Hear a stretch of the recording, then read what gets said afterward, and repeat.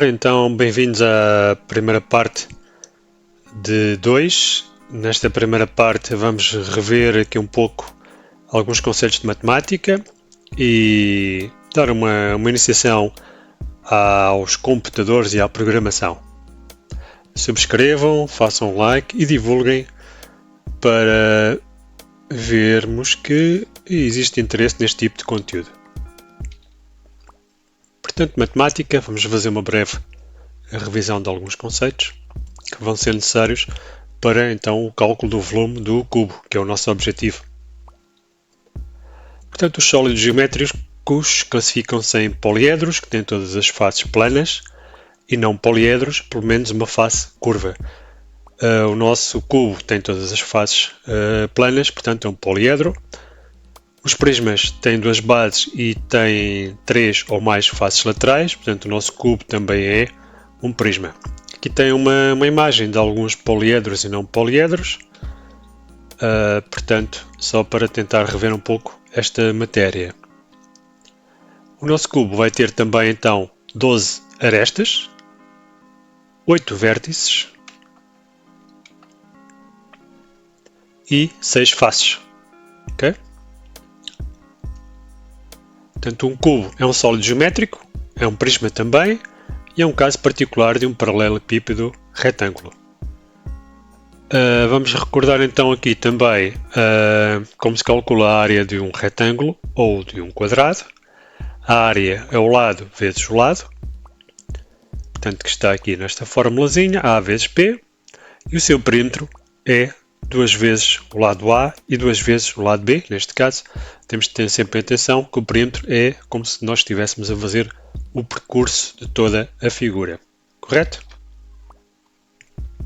Passando agora para o volume.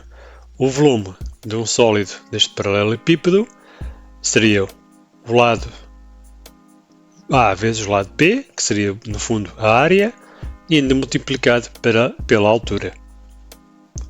Portanto, é a fórmula que está ali, volume igual a A vezes B vezes C. Portanto, sendo um cubo, as medidas dos lados A, B e C são iguais. Como neste exemplo, vamos dizer que o A é igual a 1,5 metros. Portanto, vamos aqui à fórmula. V, volume, é igual a 1,5 vezes 1,5 vezes 1,5, que dará, em princípio, 3,375 metros. Nunca se esqueçam das unidades. Vamos guardar este cálculo para mais tarde testarmos se o nosso programa está a funcionar corretamente. Portanto, isto é uma das ideias também depois da programação. Temos que fazer um teste a ver se as coisas estão a funcionar bem. E neste caso, podemos ter este valor como referência. Ok? Agora uma pequena introdução então aos computadores e à programação. Como funciona um programa de computador? Portanto, os computadores, normalmente conhecidos pelos computadores, aqueles desktops, aqueles portáteis, aqueles computadores de mesa, os tabletes, os smartphones, etc. Tudo isso são computadores. São máquinas muito potentes, mas sozinhas não sabem fazer nada. Eles conseguem fazer milhões de cálculos, mas precisam de ordens, precisam de instruções, precisam que alguém diga o que é que vão fazer. E no programa que vamos construir, precisamos dar ao computador instruções passo a passo de como calcular o volume do cubo. As instruções que damos ao computador no Scratch são dadas de uma forma gráfica, com blocos, como se fosse quase montar aqui um Lego, não é? É o que está aqui do lado esquerdo da imagem. Noutras linguagens, que também depois têm outra potência e outra complexidade, noutras linguagens de programação, são dadas num texto, numa linguagem em que o computador e o humano entendem. Que seria um exemplo que está aqui no lado direito do ecrã. As instruções que damos ao computador, passo a passo, para que resolva um determinado problema, chamamos algoritmo. Um exemplo do algoritmo que vamos ver a seguir seria também depois descrever mais ou menos como é que procedemos para chegar até ao resultado, desde pedir o valor do lado ao utilizador, mas podemos também associar o algoritmo, por exemplo, a fazer uma receita de um bolo. Como é que se faz a receita de um bolo? Bom, a primeira parte seria começar a ler aquilo tudo de alto a baixo, não é? Ou a pessoa que não sabe fazer um bolo vai pegar na receita e vai seguir as instruções. E aqui vai ser a mesma coisa. Vamos indicar ao computador as instruções necessárias para chegar a um determinado objetivo. Portanto, um exemplo para resolver, um exemplo do algoritmo para resolver o nosso problema poderia então ser este. Isto não é o exemplo, não é a solução única, poderia haver outras soluções, assim como na programação também não há uma solução única para resolver um problema. Portanto, há várias soluções, entre as quais, se calhar, há umas melhores que outras, umas mais rápidas que outras. Portanto, inicia o programa, pede ao utilizador o valor do lado, faz os cálculos de lado vezes lado vezes lado, guarda o resultado, apresenta o resultado e termina o programa. Do algoritmo anterior, podemos desde já dizer que há instruções que tratam do input, ou seja, que pedem informação ao utilizador, e outras que tratam do output, ou seja, de apresentar algo, de apresentar o resultado ao utilizador. Portanto, temos aqui então estas palavrinhas que são importantes. Um exemplo simples de input seria o computador perguntar ao utilizador o seu nome, e um exemplo de output seria o computador escrever no ecrã o seu nome é João, por exemplo. Mas vamos, por exemplo, pensar que o input, o utilizador só escreveria João, depois há um processamento, há algo que se passa dentro do programa que acrescentou na frase o seu nome é. Ok? Portanto, isto seria um exemplo de input e de output. Do algoritmo anterior, também podemos dizer que há instruções que tratam das operações matemáticas e da ordem correta de cálculo, e se reparares, a instrução que eu escrevi como número 4 guarda o resultado. O resultado é guardado onde? No papel não é na memória do computador.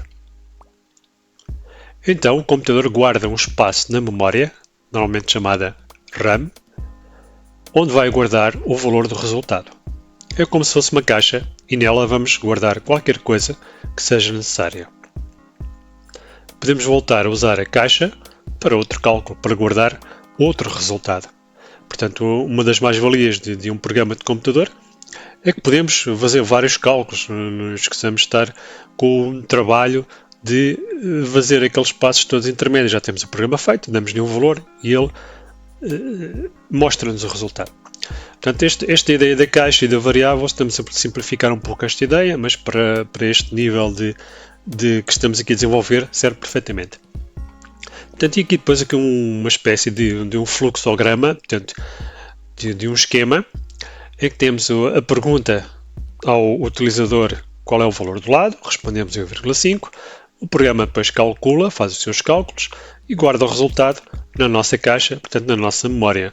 E depois, quando é necessário, faz o output da mesma. Portanto, aqui temos as zonas de input, da variável e do output. Portanto, isto pode ser um esquema de funcionamento deste programa, não é?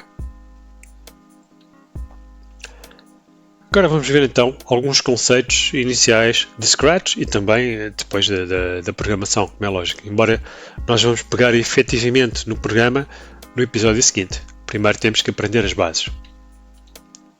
Portanto, o Scratch. No Scratch, os blocos são organizados por cores, portanto é um programa que funciona por blocos, arrastamos blocos, montamos os blocos, como já vimos. E eles têm cores para o utilizador associar mais facilmente qual é que é a sua função. Não é? Portanto, é mais fácil assim identificar o grupo ou a cor a que pertencem. Anteriormente, vimos alguns conceitos de computadores e de programação que já podemos associar ao que o Scratch nos oferece. Nomeadamente, o conceito de input, em que temos aqui estes blocos azuis, que depois vamos ver onde é que eles estão, claro, em que pergunta ao utilizador, neste caso, como te chamas, que é a pergunta que está aqui por defeito, e espera pela resposta. Portanto, há uma interação com o utilizador.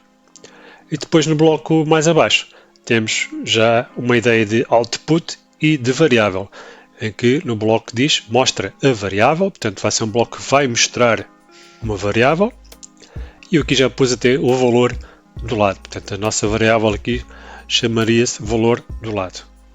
Depois veremos isto em detalhe, como já disse. Para o nosso programa, que até é bastante simples, vamos usar também o bloco de início do programa e os operadores de matemática e junção de texto.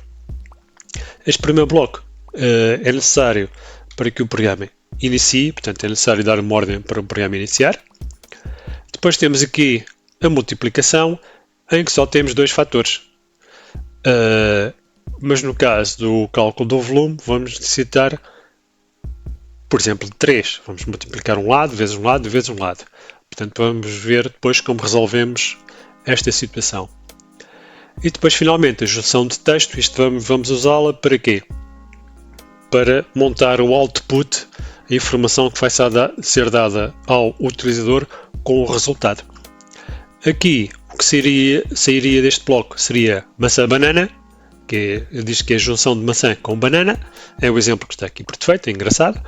Nós, em vez de maçã, iríamos pôr o volume ou o resultado é, e depois onde está a banana, iríamos pôr a variável com o cálculo.